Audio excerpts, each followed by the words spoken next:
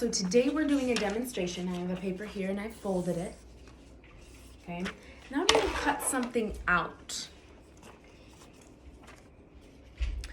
And while I'm cutting this out, I want you to think about a time someone has given you a compliment. Think about a time someone's given you a compliment. Think about a time that someone has said something nice to you.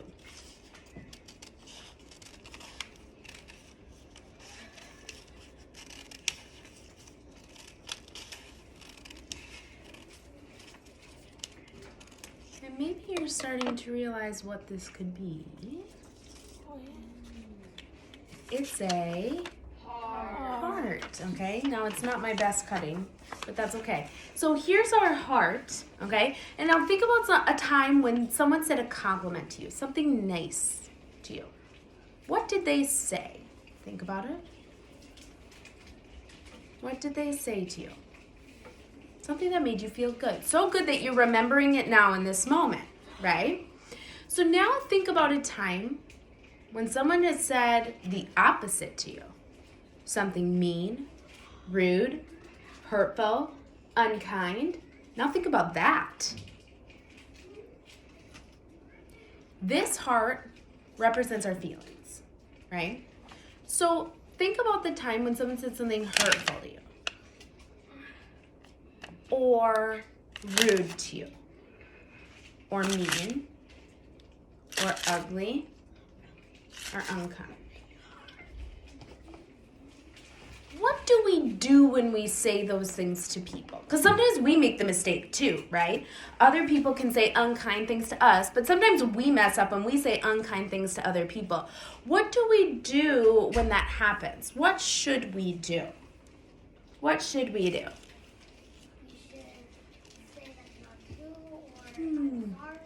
Okay, what else should we do? Well, basically the last thing, but you should obviously apologize and say you did not mean it. Okay, so you should obviously apologize. So let's say we're apologizing, or we're taking back what we said, and we give the person some space and some time to recover. We undo some of the damage, but does the heart look the same as it did before? No. Not really. And even if we apologize and say that we're sorry and try to make it up to the person, that's the right thing to do, but is the heart perfectly the same or exactly the same as before? No, it's not. And that's because our words matter. Your words have power.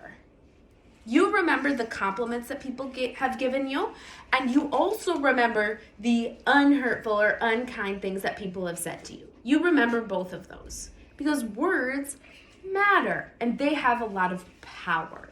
So this is our representation of that, and I'm going to write this in the middle because the reality is that your words have power and they matter.